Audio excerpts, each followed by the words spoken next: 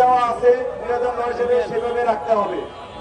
অর্থাৎ নতুন অধিকার সৃষ্টি করার নামে একজন কাজের অধিকার কেটে অথবা ইউনিয়নে অথবা সিটি কর্পোরেশনে যে পৌরসভা সহ যেভাবে 2009 সালে প্রতি ওয়ার্ডে একজন কাজী, প্রতি ইউনিয়নে একজন কাজী, পৌরসভা একজন করে কাজী যেভাবে আছে সেইভাবে 2009 সালে বিধি অনুযায়ী সেটা থাকবে।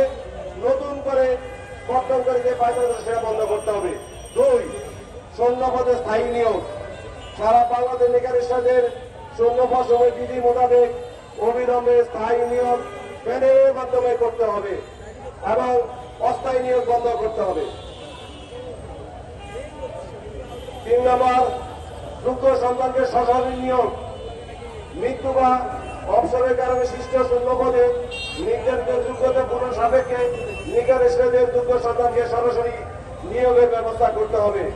4, শিক্ষাগত পেশায় নিয়োজিত নিকারের নিয়োগ বহাল। বিধি মোতাবেক দায়িত্ব পালনত শিক্ষাগত পেশায় নিয়োজিত নিকারের বৈধ নিয়োগ বাতিল করা যাবে না। 5, বয়স সীমা ও আইনি সুরক্ষা।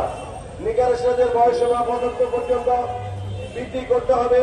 মোবাইল কোডের মাধ্যমে মোবাইল কোডের বিধান বাতিল সহ প্রয়োজনীয় আইনি সুরক্ষা নিশ্চিত করতে হবে।